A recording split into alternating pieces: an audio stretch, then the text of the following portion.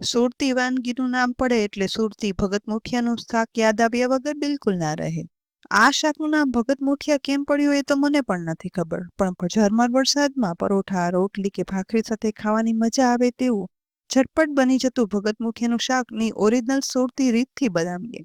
તો original રેસીપીનો video જોતા જોતા કિચન સિરીઝની યુટ્યુબ ચેનલને સબસ્ક્રાઇબ પણ કરી લેજો અને બાજુમાં આપેલ બેલ આઇકન પર પ્રેસ કરી દેજો, જેથી નવા વિડીયોના નોટિફિકેશન તમને સૌથી પહેલા મળે.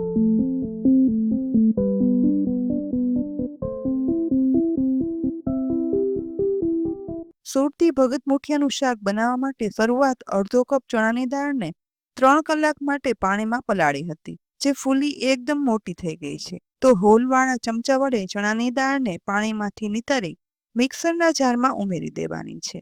અહીં ધ્યાન એ રાખવાનું કે આ દાળ આપણે પાણી વગર જ પીસવાની છે, માટે પાણી છે ને તે જરા પણ દાળમાં ના આવવું જોઈએ. અડધો કપ ચણાની દાળમાં 1 તીખી લીલી મરચી ઉમેરી ઢાંકણ ઢાંકી અને પલ્સ મોડ પર બધું પીસી લેવાનું છે.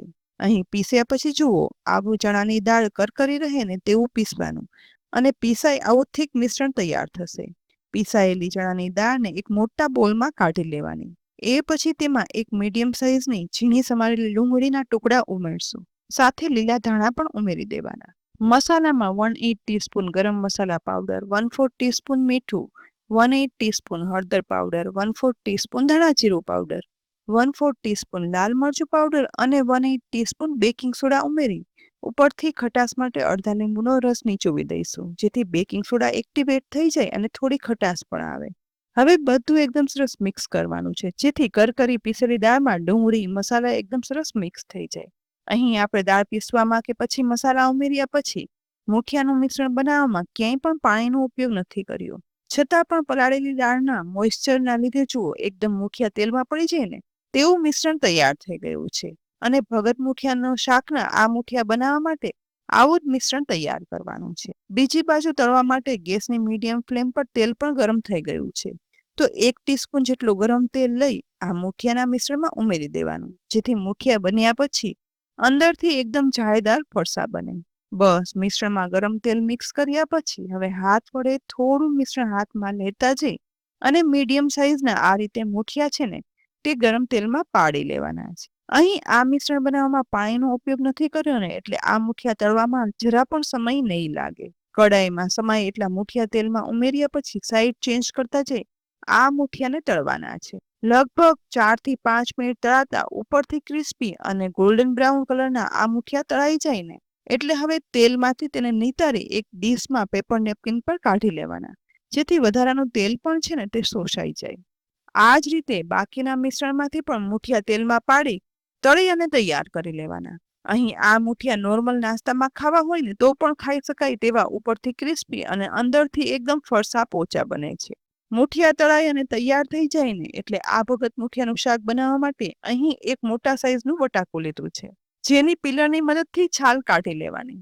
છાલ કાઢ્યા પછી બટાકાના મીડિયમ સાઇઝના ટુકડા કરી લેવાના છે, જેવા નોર્મલ બટાકાના શાકમાં બનાવવામાં કરતા હોય ને બસ એવા જ. અહીં બટાકાના ટુકડા થઈ ગયા છે તો હવે ગેસની મીડિયમ ફ્લેમ પર કુકરમાં 3 ટેબલસ્પૂન તેલ ગરમ કરવા માટે ઉમેરશું.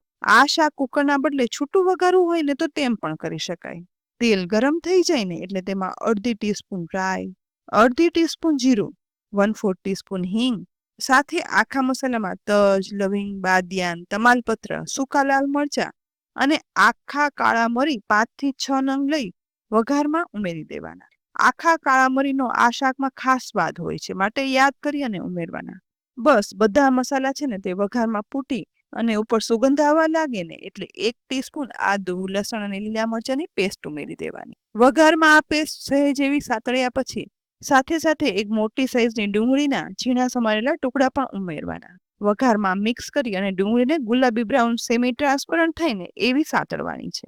અહીં લગભગ 2 થી 3 મિનિટમાં ડુંગળી એવી સતળાઈ જાય ને એટલે એમાં 1 ટમેટાના ઝીણા સમારેલા ટુકડા પણ ઉમેરી અને મિક્સ કરવાના છે. ટમેટા સોફ્ટ થઈ જાય ને ત્યાં સુધી સાતળવાના. સાથે સાથે મસાલા પણ કરી લઈએ. તો 1/4 ટીસ્પૂન હળદર પાવડર, અડધી ટીસ્પૂન ધાણા જીરું પાવડર, 1 ટીસ્પૂન લાલ મરચું પાવડર, અડધી ટીસ્પૂન મીઠું ઉમેરશું. સાથે ફક્ત 1/8 ટીસ્પૂન જેટલો ગરમ મસાલા પાવડર, જેની ફક્ત શાકમાં સુગંધ આવે ને એટલો જ ઉમેરવાનો. મસાલાને ડુંગળી ટમેટાના વઘારમાં મિક્સ કરતા જઈ અને સાતરી લેવાના અને એ પછી તુરંત જ ઢાંકણ ઢાંકી માત્ર 1 જ મિનિટ વઘારને ચડવા દેવાનો, જેથી મસાલાની ફ્લેવર છે ને તે ઉભરી અને બહાર આવશે. સાથે સાથે ટમેટા પણ સોફ્ટ થઈ જશે. અહીં જુઓ, ઢાંકણ ખોલતા વધારાનું તેલ છે ને તે ફૂટી અને ઉપર આવી ગયું છે.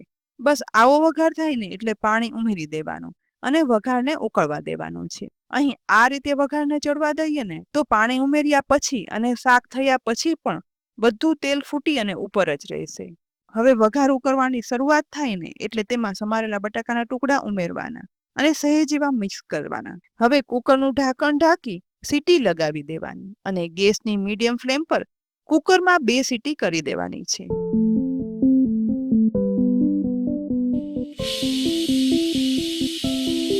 કુકરમાં સીટી થઈ ગયા પછી હવે કુકર ઠંડુ થઈ ગયું છે તો ઢાંકણ ખોલતા અહીં જુઓ, વઘાર કરતી વખતે દરેક સ્ટેપ છે ને તે પરફેક્ટ ફોલો કર્યું છે ને માટે કુકરમાં આ બટેટાનું શાક તૈયાર તો થયું, પણ લાલ ચટક તેલ છે ને તે ઉપર જ રહ્યું. અહીં બટાકાને પણ ચેક કરતા તે સરસ ચડી ગયા છે.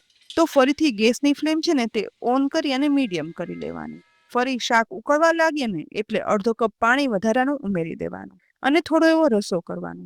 એ પછી અહીં બનાવેલા મુઠિયામાંથી એક મુઠ્ઠી ખોલતા તે જુઓ ક્રિસ્પી અને અંદરથી જાળીદાર સોફ્ટ બન્યું છે. તો બનાવેલા બધા મુઠિયા છે ને તે એક પછી એક આ રીતે શાકમાં ઉમેરી દેવાના.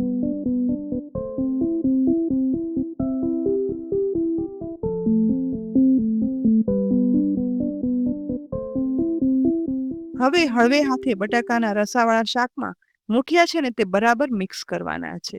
સાથે સમારેલી કોથમીર પણ ઉમેરવાની અને એ પછી ઢાંકણ ઢાંકી માત્ર 2 થી 3 મિનિટ મુઠિયાને શાકમાં બરાબર મિક્સ થઈ જાય ને ત્યાં સુધી ચડવા દઈશું, જેથી મુઠિયા પાણી પણ શોષી લે અને સોફ્ટ થઈ અંદર બરાબર મિક્સ થઈ જાય.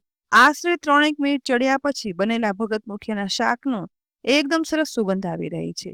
ઢાંકણ ખોલતા જ ઉપર એકદમ સરસ લાલ ચટક વઘાર સાથે રસો ઘટ્ટ થઈ અને માપના રસા સાથે મુઠિયા સોફ્ટ થઈ ગયા છે અને ભગત મુઠિયાનું એકદમ સ્વાદિષ્ટ શાક તૈયાર થયું છે. સુરતનું પ્રખ્યાત ભગત મુઠિયાનું આ શાક ગરમા ગરમ અત્યારે ઝરમર વરસાદમાં તમે પીરશો ને એટલે રોટલા, રોટલી, ભાખરી કે પરોઠા સાથે કોઈ પણ સાથે ભાવશે જ.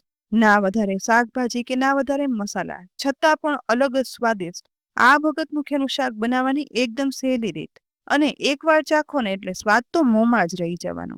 તો ફ્રેન્ડ્સ, આજે તમને મેં સુરતી ભગત મુઠિયાના શાકની રેસીપી બતાવી. કેવી લાગી ને તે કોમેન્ટ કરી અને જરૂરથી જણાવજો. આવતીકાલે ફરી મળશું એક નવી રેસીપી સાથે. ત્યાં સુધી આવજો.